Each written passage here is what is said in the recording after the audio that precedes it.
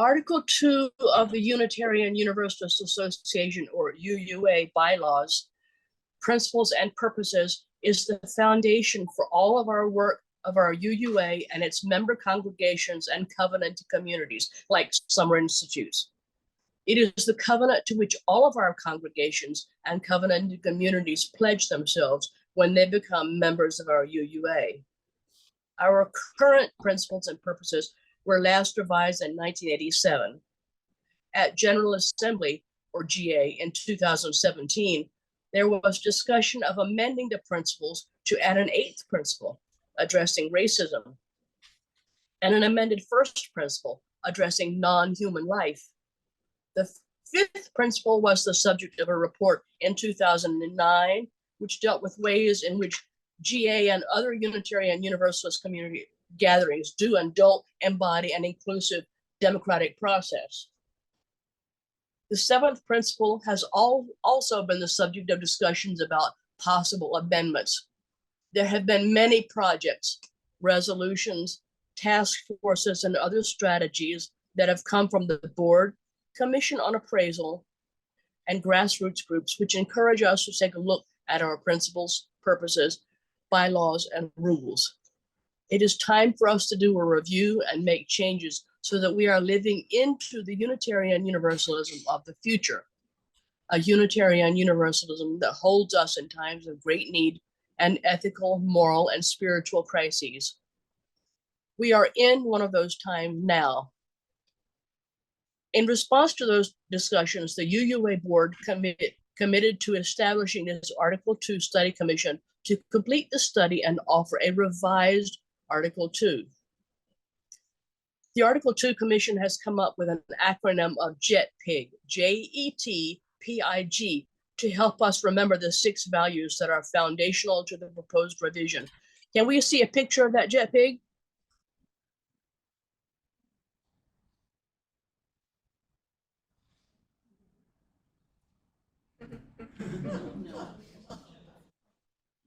While we are unable for a variety of reasons to present in that order, if you start seeing pictures of pigs flying on UUA literature, you'll know why.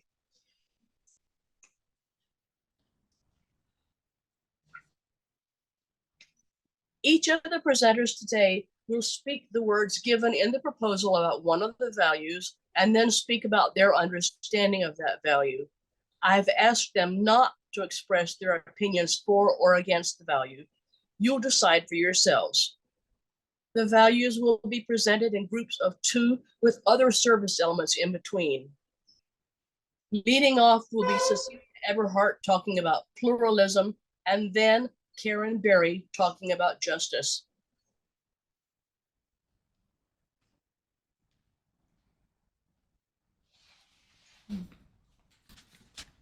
Good morning. So the proposed pluralism definition, we celebrate that we are all sacred beings, diverse in culture, experience, and theology. We covenant to learn from one another in our free and responsible search for truth and meaning. We embrace our differences and commonalities with love, curiosity, and respect. Growing up in a small town in northern Pennsylvania, for which coal mining was the main industry a generation prior, I was living pluralism. Part of the town, which had been moved decades earlier, piece by piece, house by house, from one hill to another, since it was originally placed over a rich coal vein, had been called Little Italy, and was where my father grew up. It housed our Italian Catholic Church and a park with a statue of Christopher Columbus, along with a lot of people, of course. Its Italian butcher would home deliver calves' heads and pig's feet for delectable gastronomic delicacies long before Uber Eats. However, throughout the whole town, you would find churches, clubs, and other indications of a wide range of European heritages living side by side eating different types of curious delectables, yet all people working towards one goal, bringing up anthracite coal from deep under the ground, and then later keeping their families together.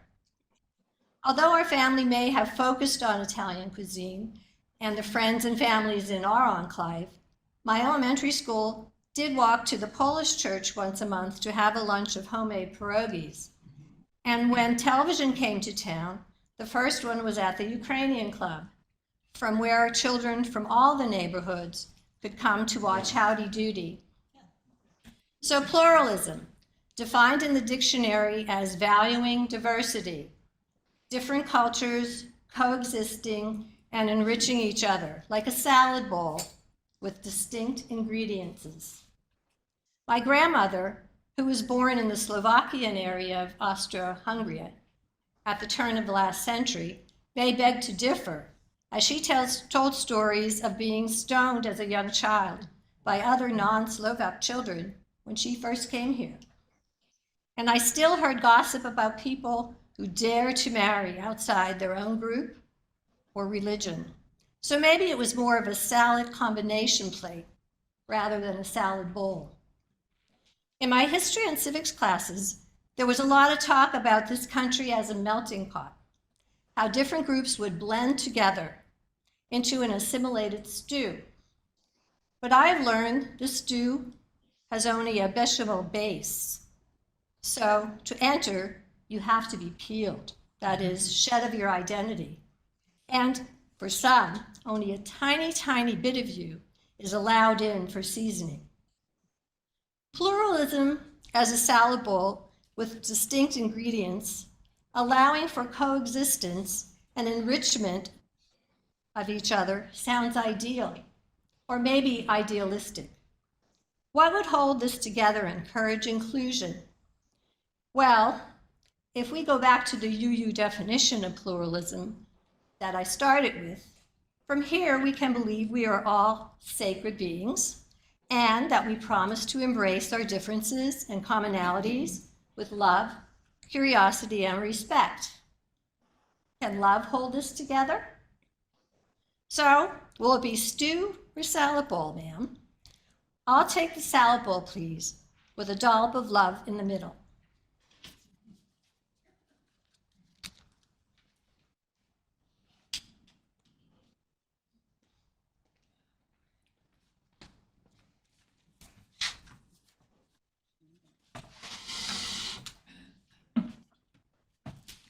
That's a little more comfortable for me standing up here. My word is justice.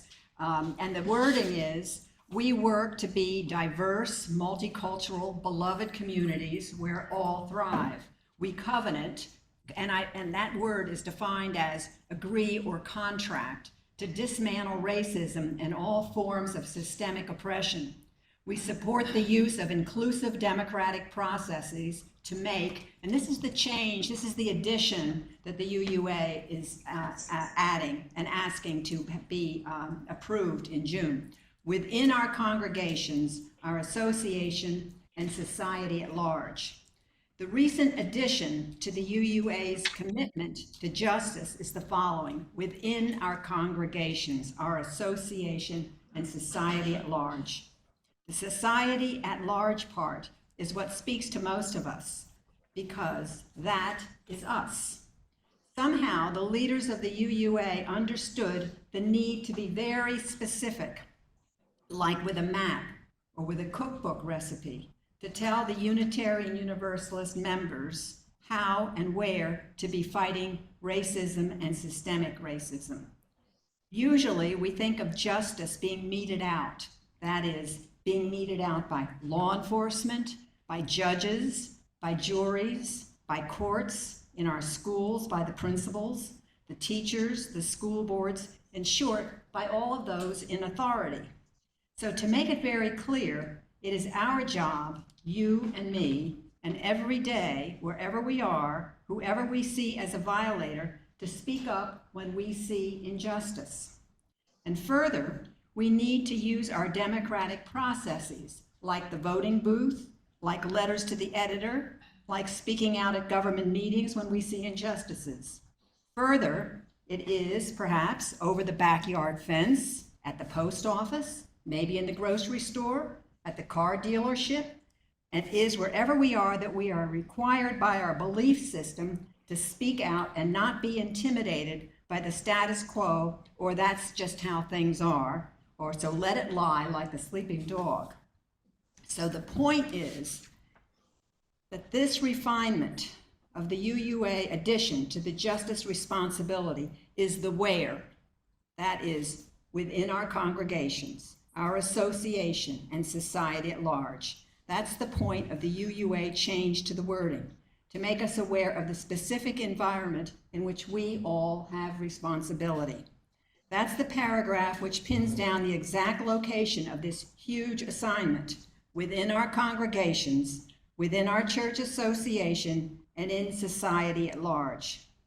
The society at large part is where most of us sitting in this room have the freedom and the responsibility to dismantle racism. UUA says the responsibility is on our shoulders. In addition to the UUA, there are more than 15,000 civil rights and social justice organizations in the United States of America, including, of course, the UUA Association. The largest, by far, is Amnesty International, which has 10 million supporters in 150 countries who campaign to end human abuses. My experience in human rights work was almost entirely with this organization and a local chapter which met at the Moravian Church in Bethlehem for about 13 years. We wrote and mailed hundreds of letters on behalf of the falsely accused, the politically persecuted, the death penalty recipients. We oppose the death penalty, and we try to influence those in government positions of these injustices. And that is what the UUA is telling us to do on a personal level, in our congregations, our association, and in society at large.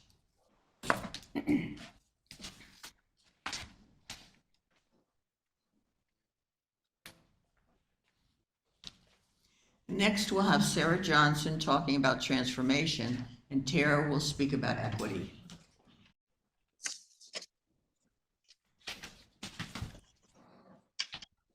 I'm going to do my best with my mask on. I do not have COVID, but I have a cold and I don't want to give it to you. Transformation. We adapt to the changing world. We covenant to collectively transform and grow spiritually and ethically. Openness to change is fundamental to our Unitarian and Universalist heritages, never complete and never perfect. Sometimes change is easy, and sometimes it takes practice. Sometimes change overturns aspects of how the world works that are core to what we were taught and have long believed.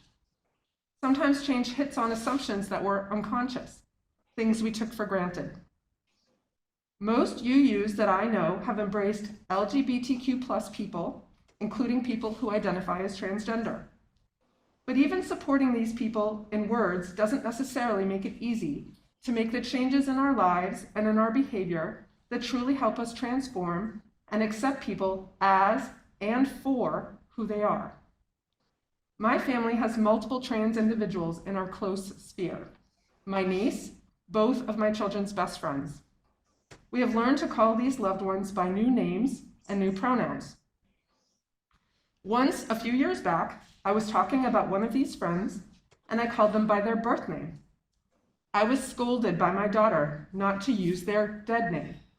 If you're not familiar with that term, it refers to the birth name of a transgendered person who has changed their name as part of their transition. Briefly, I felt sad about that. I thought about this person's parents and how sad they might feel about no longer being able to use that name. All of the memories that go with that name, the history. These friends of ours are completely accepting of their trans daughter, and they use her chosen name, but I could understand why they might be sad about the loss of the past. We can be sad about the loss, but that doesn't mean that we don't change to accept what is important now. My daughter, who goes by she, he, they pronouns, still accepts the name we gave her when she was born. But more and more, she goes by a different name at school and with her friends, and we are happy to call her that. We feel lucky that she is at a school where the administration is willing to call her by the name she chooses. I feel lucky too that she is okay with being called Kate or Katie. That is not a dead name for her. If the time comes when she isn't comfortable with it, there's a small part of me that will be sad for the loss of the name we gave her, for the reasons we chose it and for the many years of memories with that name. But I will respect what she chooses.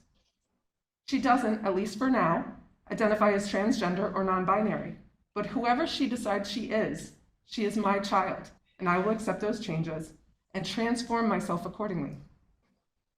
By this UU principle of transformation, I understand that the UU Church is attesting to change in our hearts to adapt to a changing world so that we can live our mission of love for all people. By stating that this is never complete, we accept that we will need to continually adapt, to change in ways that we can't anticipate now. Just as maybe 10 to 20 years ago, we couldn't have foreseen the ways that our understanding of sex and gender would need to change in order to be open and accepting of all people. By stating that this is never perfect, we recognize that we will make mistakes, but that we will correct our mistakes and move forward. Above all, we affirm that we will remain ready for the need to transform when doing so will help us live our values.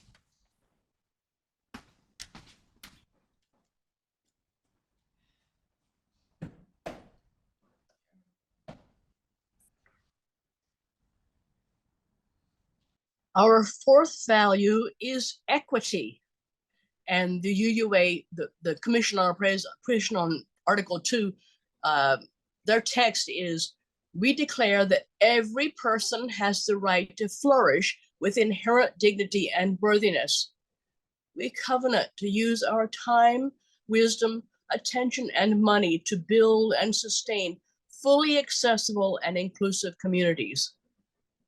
And my response to that: established in 1956, the National Association of Colleges and Employers, or NACE, is a professional organization that has something to say about equity. I'm going to quote them.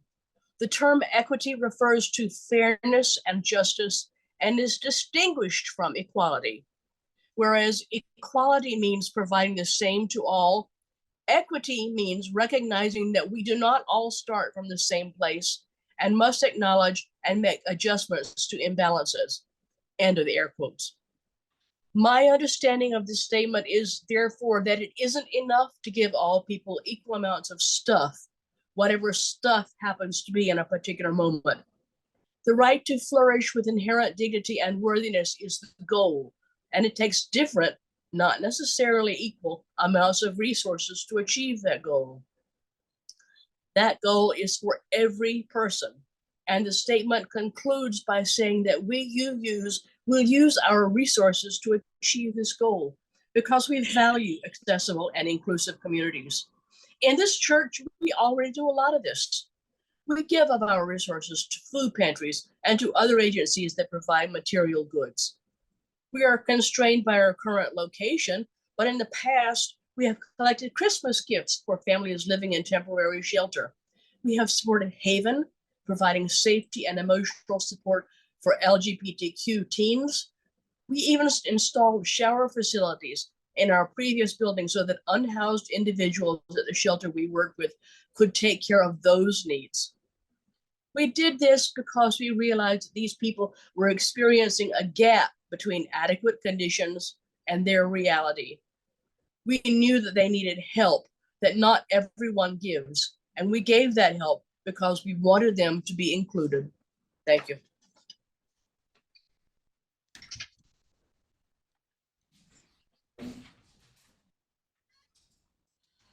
Finally, we'll hear Jan Phelps talk about generosity, and Tara will end these explanations by talking about interdependence.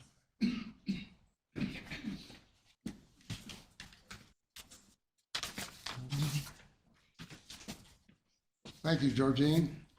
Generosity. Well, if you're a card-carrying UU like I am, And I'm using paper. Good. Okay, if you're a card carrying UU like I am, is that better?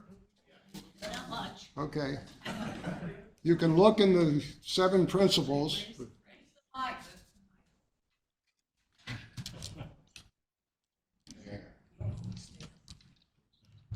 Yeah. Okay, starting over. Very good, thank you. You can look at the existing principles of the UUA and see that generosity is not included in here.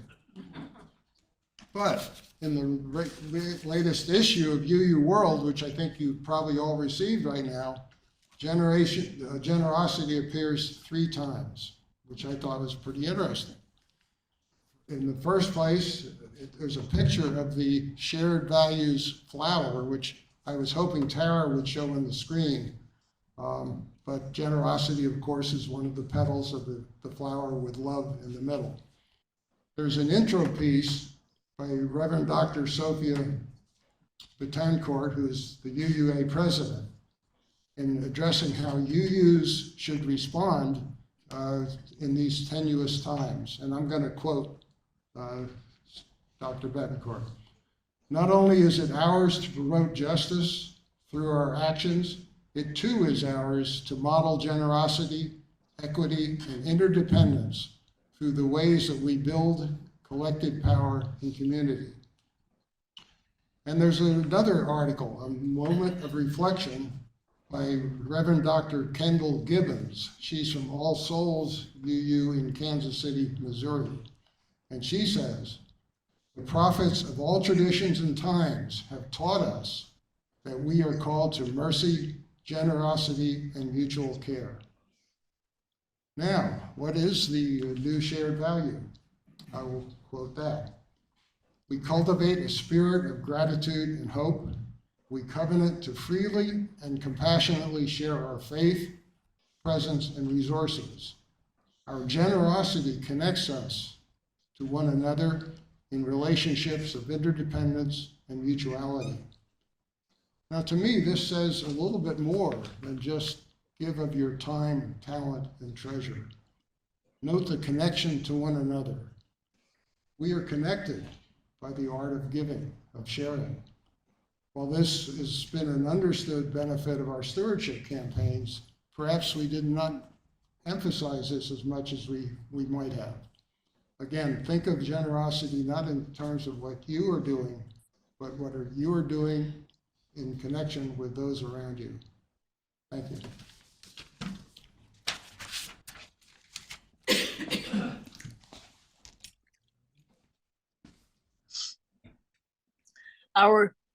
Our 6th value is interdependence, and the text states, we honor the interdependent web of all existence with reverence for the great web of life, and with humility, we acknowledge our place in it.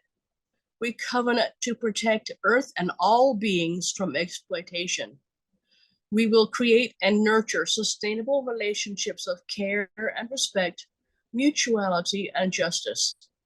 We will work to repair harm and damaged relationships. Now, an image that springs to mind immediately when I think of the interdependent web is a spider web. Every point on a spider's web is connected to and affected by every other point on the web. Damage done to any part of the web damages the whole, and you can see just how diligent the spider has to be in repairing the damage because everything is connected. The spider knows that it must care for and respect the integrity of the entire web in order to protect its own interests. Our net is a bit wider than the spider's, but the same principle applies. It isn't enough to care only for our own house. We are affected by the good that others experience and also from the bad things that happen. You can hear this congregation's recognition of our interdependence in our response to the joys and sorrows portion of each service. I hear the UUA's assertion that we need to learn to care for the earth and all its inhabitants as a natural outcropping of the realization that we are deeply connected to others. The last sentence, that we will work to repair harm and damaged relationships, really just extends this mutual care and respect unto repairing damage that may already have been done, perhaps before we realize that all our lives are intertwined. The entire passage, accompanied as it is by the word justice, gives a meaning and dimension to that word that maybe we hadn't thought of before. For those of us who thought of justice as kind of harsh and maybe a little punitive, it isn't. It's coupled with words like a mutuality, and coupling justice and humility also is a new thought. Maybe it's just as important to honor creation and other creatures as it is to assert our own worth and dignity. We're very good at being independent, and we're very proud of it, justifiably. Now we're poised to take on interdependence.